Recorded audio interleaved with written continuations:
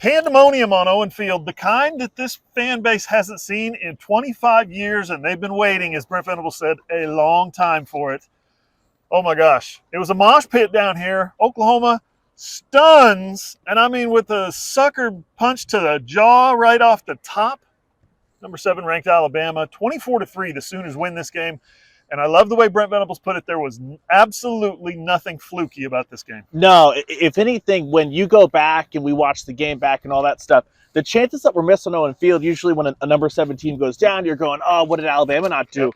The chances that it could have been more for Oklahoma. That's not what anyone wants to focus on, though, because it was a 4-quarter. We don't often descend to this here, but Hoover, you'll have to. It was an ass kicking out here. Oklahoma whipped Alabama. Physically dominant, out-schemed them, the defensive game plan, masterful. Brent Venables called it from the defensive staff a work of art. Yep. He's correct, and we've been waiting. It was thrown out a couple of times last year when Oklahoma was winning football games. Big, is this a dominant performance, things like that. Brent Venables always said, whoa, whoa, whoa. I'm slow to throw down that word. He labeled it a dominant performance. Tonight, it was the largest deficit Alabama had faced in the regular season since 2016. It was the worst offensive showing since Alabama played Clemson in the 2018 National Championship game, which was, whose defense was that? It was Brent Venables' defense.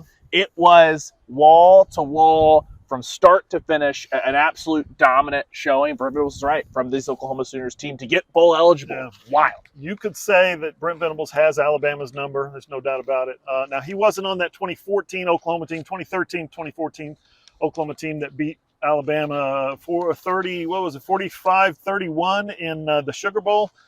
But that's a little bit of what this one looked like, only not as many points. 2 touchdowns rushing by the freshman, the fabulous freshman, to go with 103 yards, 107 yards, something like that. I got his numbers right here. 107 yards for Xavier Robinson. But guys, get this, 131 yards rushing from Jackson Arnold.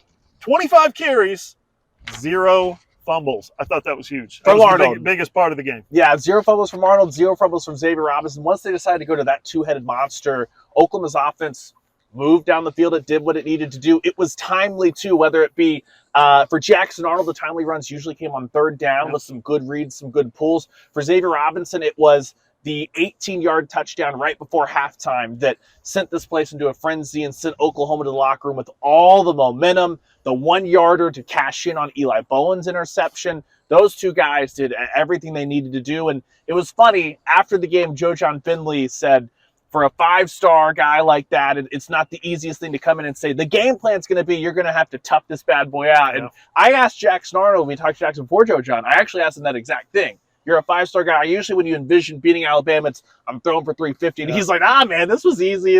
For me, no issue. Follow the game plan, follow the blockers, which, shout out, we've lampooned them, everyone has. This Oklahoma offensive line all year long. The left side, moving bodies, Logan Howland, Heath Ozida, Troy Everett. It was Spencer Brown at right tackle. You got Eddie Pierre-Louis at right guard for a certain extent. They bowled over Alabama's defensive front. It was stunning for us, for Alabama probably. That looked like a team that was shell-shocked in the second half. You mentioned could have been worse. I mean, Oklahoma gets a football down inside the red zone after one of Xavier Robinson's 40-yard run to start the game, and then Taylor Tatum fumbles. They get a ball down in the red zone again, run a double pass. Brandon Thompson throws to Bauer Sharp. Bauer Sharp drops it. It's a bad throw, but he dropped it at the goal line.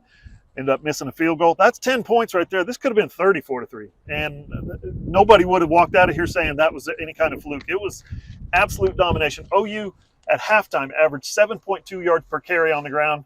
You know what Alabama averaged? 2.2. This was, let's go over some of the numbers real quick. 257 yards rushing for Oklahoma. We talked about Jackson Arnold with 131 and Xavier Robinson with 107.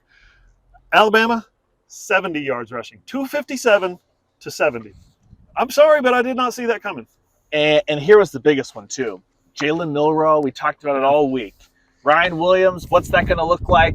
Ryan Williams, who basically straight up got played man for man by Eli Bowen. Yeah, Ryan Williams had 2 pretty good catches. One of them ended up being ruled out for an illegal touching, which we'll legislate that after the game. I'm not quite sure where that came from, but Weird we call, obviously bad call. didn't have the broadcast to explain it to us, all that stuff. The other one, a massive moment in the game, actually go all the way to the first quarter, right after the Taylor Tatum fumble. Alabama was marching down the field. Ryan Williams has what was a 42-yard touchdown catch initially. Ruled that he stepped out of bounds, clearly stepped out of bounds at the 11. OU's defense bows up, but Yeah, Jalen forces Milroe the field finished goal. just, with 7 yards rushing on the ground, something I could never imagine in my wildest dreams. And when you look at it, 257 to 70 when it comes to rushing yards, no fluke about that. Well, not only that, but Jalen Milroe, a very good passer and a great deep ball thrower, 11 of 26, 164 yards passing. I think he had 70 at halftime, 60-something at halftime. 3 interceptions. They pressured him. They sacked him one time, but they pressured him a lot. They got their hands up on a lot of passes over the middle and out to wide. I mean, that was the one that Woody Washington intercepted at the end. That one sealed it. The one that put it away for the most part was Kip Lewis, 49-yard interception return for a touchdown. And the one that kind of really turned the game for certain in Oklahoma's favor, I think they were up 10-3. They scored the touchdown 17-3. And it was Eli Bowen. It was still 10-3 at that still point. Still 10-3, still a 7-point game. Eli Bowen gets the ball, pick, almost scores with it, and then Xavier Robinson punches it in. That was it was like the Lord of the Rings movie. It was like it was over, then it was over, then it was over, and you're sitting there waiting for the game to get over, and then even the fans' false started. The crew laid the goalposts on the ground with 30-some seconds to go, 23 seconds. It's 28 seconds 28 on the clock. seconds.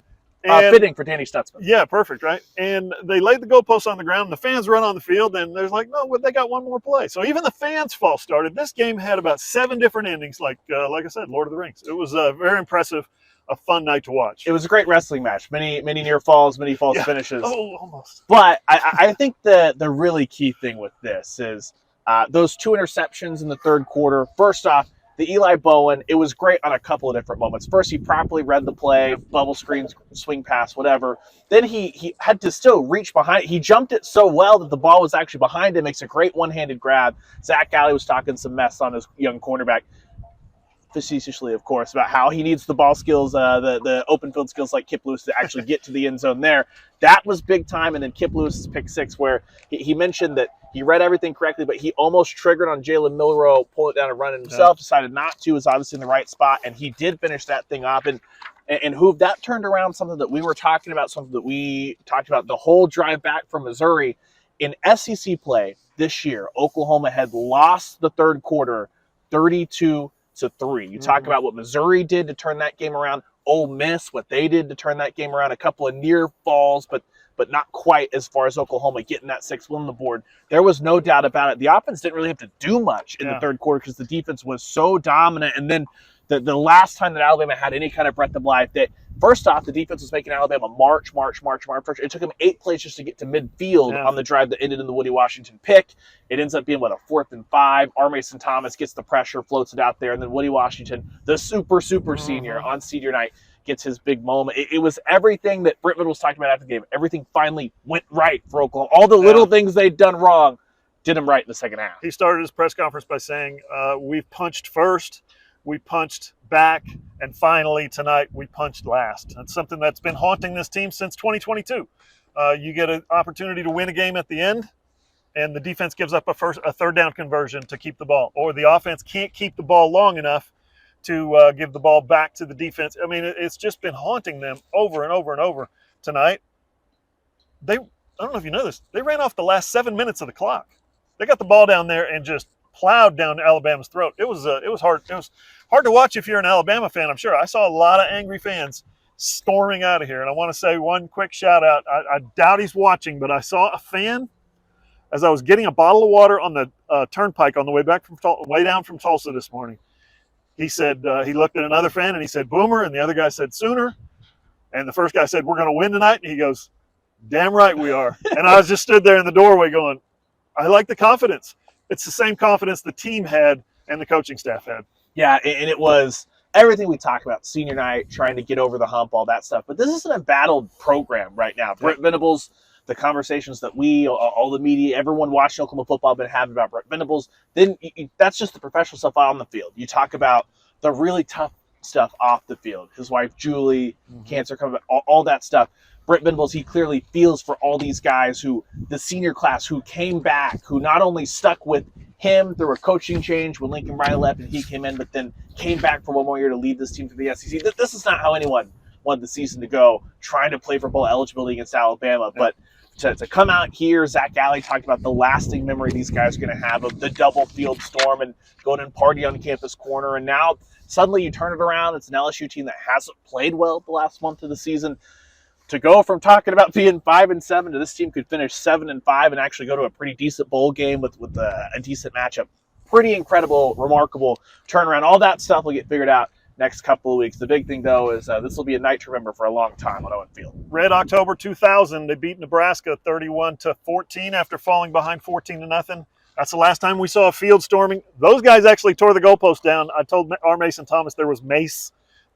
People were getting maced by the local 5-0, and he said, man, I'm glad they didn't have any mace tonight. That would have been bad. He asked where they took the goalpost to, and then he thought that maybe they should have taken them to the duck pond, and I think he was a little heartbroken when I explained, no, these were collapsible goalposts. They took them down and laid them on the ground so they wouldn't get stolen, so they wouldn't get destroyed. Oklahoma doesn't need to pay for goalposts. They've got to pay for 2 field stormings tonight. $100,000 for the first one, $250,000 for the second one. That's $350,000, and I think Joe Castiglione is not in a bad mood about that. He's not, and did Brent Venables say that he'll pay the fine himself? Take it out of my pocket. Take it out of my pocket. Yeah, Brent Venables doesn't mind too much. They'll cut that check to Alabama. I'm sure they can do all the fundraising they need tonight after this one. 24-3, Sooners win it. We're going to a bowl. They're going to a bowl. You guys are going to watch us go to a bowl at some point. We don't know where. We don't know when. We don't know who's going to be the opponent, but we'll figure that out, because that's now on the docket. This team is 6 wins. Like Ryan said, they might be 7 next week after the LSU game. We'll be at LSU. We'll be back in Norman on Monday and Tuesday this week. We'll even have some Thanksgiving turkey stuff going on. So keep it right here. Oklahoma Sooners on SI.com. Forget that other stuff. Here's the other thing, too. This guy, before we start this video, tells me, come on, Ryan, we got to get this thing done. We're going to get out of here. No, Hoove, they just beat Alabama. It was a massive win. It's a landmark win in the Brent Venables era as far as what that's going to be. We're about to go churn a bunch of content. So if you missed any of the videos from any of the coordinators, players, if you're watching this on YouTube, John Hoover Media, obviously, or the website, Oklahoma Sooners on SI.com. That's the real website. Go to that website. On SI.com. Some habits are hard to break. So they are hard to break. We'll be up in the press box, churning out content all night long. We'll obviously have the Sooners on SI post-game pod as well. We'll dive into so much more. Brent Venables had a fire quote about Gladiator 2. Oh, yeah, he did. Fire quote about Oklahoma's offensive coordinator search, the Danny Stutzman experience. We had a fire quote in the press conference about frat boys tonight. There were frat boys. I will be taking. Everybody was in a good mood. I'll be taking victory laps about what music should be played over the sound system. All of that is coming. It'll be a very, very pretentious Sooners on SI postgame pod. On the postgame pod, you guys are going to get to meet our new guy, Carson Field. He was down here on the field for this pandemonium that was going on. Oklahoma Sooners on SI.com. For Ryan Chapman, I'm John Hoover. See you guys.